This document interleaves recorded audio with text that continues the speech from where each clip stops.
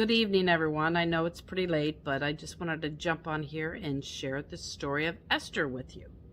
Now, God uses women too, just like He does men in the Bible in a mighty way. And He still does, as of today. So Esther means star. Like the book of Ruth, she is the main character. And at critical and crucial times in history, God raised up, and He still does, unique women who hears God's voice and pursues God's will, like Esther, Ruth, Mary, Deborah, all of them in the Bible. Now, can you imagine Mary? She gave birth to the Son of God. She carried Jesus. God couldn't die because He's a spirit, so He had to become flesh, man, in order to die for me and you. I mean, did He even fight with His siblings? Did she have to try to make him eat his broccoli? Did she have to discipline him? Oh, the pressure it must have been. But God is not mentioned in this book even once, and because of that, you might think that God's not in it. Also, what's not mentioned is there's no reference to prayer, but there is fasting, and those go hand in hand. No reference to faith in the law of Moses. No New Testament writer ever quoted this book. It is not found among the biblical scrolls of the Dead Sea Scrolls that were uncovered in Israel. Me and Mark was at the Dead Sea when we were in Israel. Oh man, you talk about beautiful. The water is just a beautiful blue. You can see the bottom. And it's very salty though. Mark learned that the hard way when we got I talked him into getting a mud facial mask. And that mud leaves your skin so soft for a good week or two. But the beauty is God is in this book. God's way is behind the scenes, but He moves all the scenes that He's behind, so that all things work out for good for those who love God and for God's purpose. God's name may not be in it, but His hands are all over it. Now, this story is about a Jewish girl who gets elevated to princess and queen in a pagan court. What's pagan? Pagan is someone who is a non-Christian, who believes in many gods. So God has her there for a very specific season and for a very particular reason. She doesn't know it until the story unfolds. You may not know why God has you where you're at right now. You may question, well, God, why do you have me here? Until you start seeing things unfold. And then you know that God's using you for whatever it may be. Okay, so the scene is set in Persia, now called Iran. There was a 6-month festival going on at this time. As it ends, the king and queen has a gathering to thank the people that helped put on this festival. The Queen Vashti was making a feast in the palace for the women. At that time, men and women didn't eat together. So the women would eat separately and the man. So the king would be with the men and the queen with the women. So the king, Ahasuerus,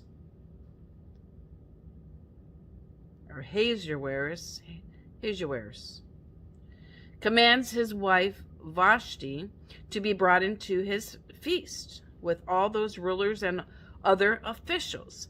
But the queen refuses to respond to the king's commands. He's probably bringing her in to show her off. She's probably a very beautiful woman, like a trophy wife. Therefore, the king was furious and his anger burned within him.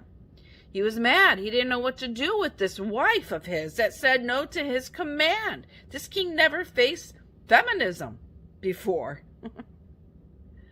So the king deposed his wife from her throne and sends out a warning that all women in the Persia Empire better obey their husbands.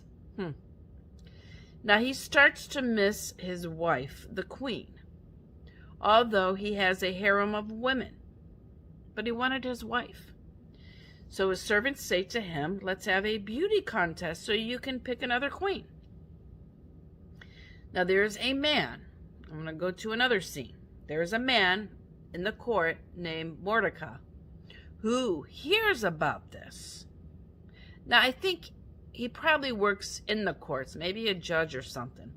But he is the cousin of Esther, his uncle's daughter. For she had no father or mother. When they died, Mordecai took her in. He wants to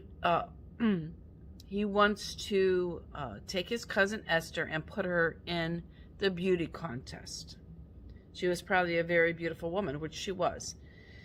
Okay, first of all, she's Jewish, and the law of Moses forbids Jews to marry pagans. He is taking a great risk by putting her in this contest. She was a beautiful girl, and she prepared for this beauty contest for 12 months. 12 months of beauty treatments. Doesn't that sound good? I want to know her secret. I know she used 6 months of the oil of myrrh, but then she also used other perfumes and other oils. The Bible acknowledges also physical beauty in men and women, but don't get so hung up on it that you neglect spiritual beauty, which is most important. So Esther was taken into the king's royal palace, and the Bible says the king loved Esther more than any of the other women, and she obtained favor in his eyes. So he set the royal crown on her head and made her the queen. Now she's Jewish, and she still hasn't told the king that yet. Meanwhile, her cousin Mordecai is in the courts, and he hears someone talking about killing the king. Mordecai tells the officials about their plans, and Mordecai is not recognized or rewarded yet. So sometimes you might not be rewarded here on earth, but you will be in heaven. And Jesus says, store up your treasures in heaven. And remember, big doors swing on small hinges. So this is written down in the book of Persia. Haman was a prince, and all the king's servants would bow down to him, but Mordecai would not bow.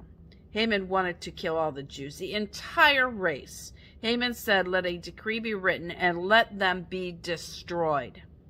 At this time, Persia was suffering from the wars with the Greek. If we can just get rid of the Jews and use their resources, we can build up the kingdom again. So Haman sent letters with the king's authority on it to the hundred other kings, that on a certain date all the Jews will be eliminated. Now this sounds like Hitler. Yes. He felt he had to solve the Jewish problem. Let's eliminate them and demonize them. Let's say they're subhuman. Throughout history, the devil has tried to get rid of the Jews. Think of this through the satanic strategy. Think about it. If God promised that through the seed of a woman, one who is going to be born to crush the head of Satan, now you have to determine who is that seed of the woman. How can I destroy the people to keep the deliverer from coming? That's why you see all the attacks on the Jews. Mordecai prays and cries out when he hears this and goes to his cousin Esther. And Mordecai tells the servants of the queen to answer to Esther. I mean, from Moses, they wanted to get rid of all the males, Jews. I mean, think about it. It's the women that can have multiple babies.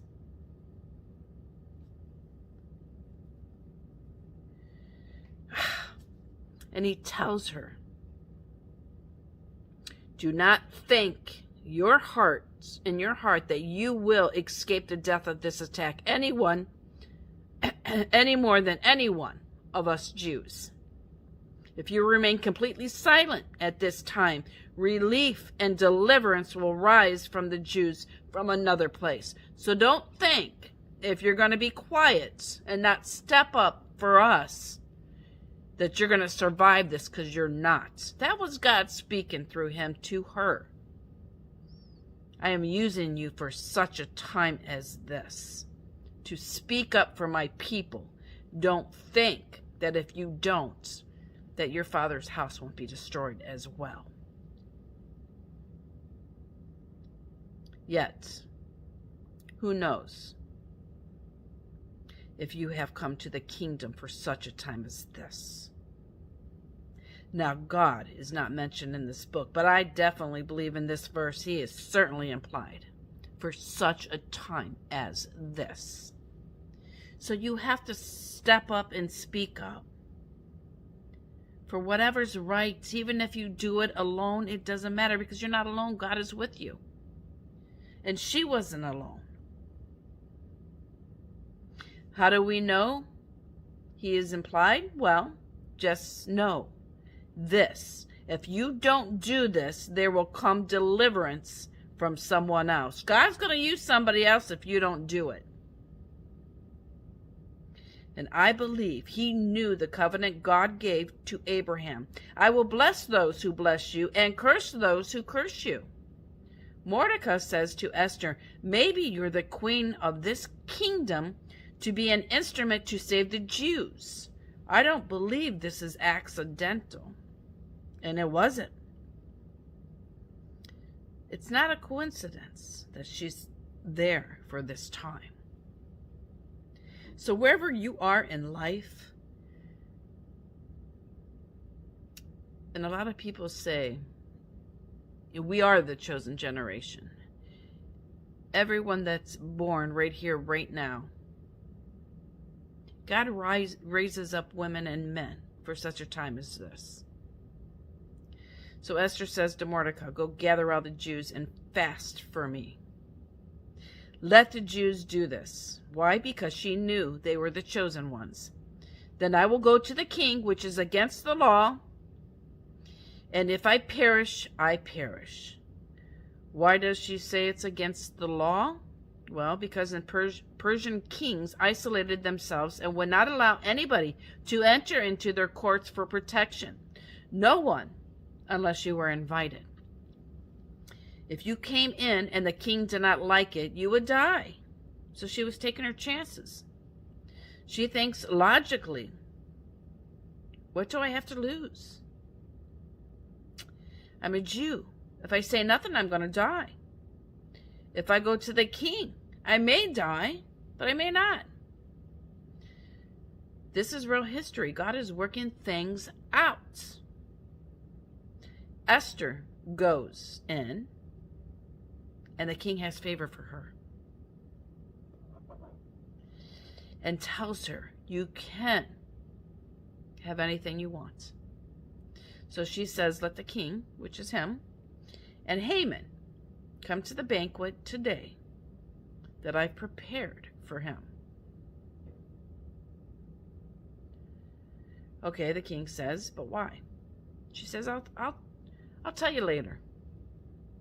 Haman feels special that he was invited to the queen's banquet. As he's leaving, he sees Mordecai, the man who won't bow to him. He hates Mordecai. He tells his wife about him. She says, hang him, and then go on to the party. Like it's no big deal. Haman was pleased. So he had a pole made.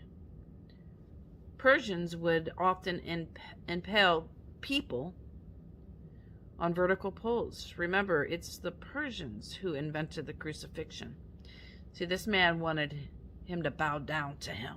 And he wasn't going to bow down to nobody but his God. The plan is in place. He'll share it with the king in the morning. That night the king could not sleep, so he commanded a servant to bring the book of records of the Chronicles, and they were read before him. See, God used his insomnia. So it was found in the books that Mordecai uncovered the plot against him, and he was never rewarded for it. So he wonders, how can I reward him? He decides, I know, I'll ask the first man who comes through the door in the morning. Well, that is Haman. He is the first guy that walks in, and he's getting ready to tell the king what he wants to do to Mordecai. But the king says first, what shall be done for a man in whom the king delights to honor? Here, Haman's thinking, it's me. I'm the one. He tells the king, let the royal robe be brought in, which the king has worn, and the horse in which the king has ridden. And let his robe and horse be delivered to the hands of the king's most noble prince. Then parade him on horseback through the city square. Then the king says to Haman, take the robe and horse as you have suggested, and do that for Mordecai, the Jew who sits at the king's gates.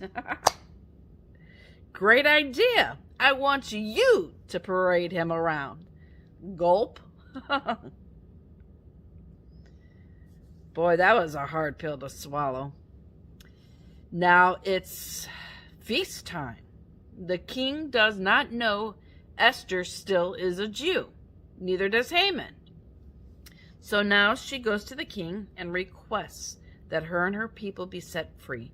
They have been sold to be killed, to be eliminated. Who and where is this man who would do such a thing, the king says. Esther said, the enemy is this wicked Haman. Haman was terrified before the queen and king. He passed out. This is like a real-life game of chess. It's like God and Satan are playing chess with real-life kings and queens. God don't mess with us in a way to where it's a spiritual battle going on, is what I'm saying. He doesn't play with us as though we're a game. You know, it's a spiritual thing going on in the spiritual realm, is what I'm trying to say. Satan moves the king to make an effort to kill the Jews, and Satan goes, check. And God moves the queen to reveal to the king that it's the Jews, and she's one of them. And God says, checkmate. The king arrests Haman and hangs him on the pole that Haman prepared for Mordecai. The Jews had joy and gladness at the feast, and many people of the land became Jews. And I mean, you can't change your nationality, but they can change their religion. God is in this book to revert to Judaism. You have to acknowledge the God of Israel. That's what he's talking about. The only God. The great I am. Amen? So I'm going to jump on here Wednesday and talk about Elijah and also Elisha, and a little bit about King Ahab and Jezebel, which is the queen. She's a wicked woman, by the way.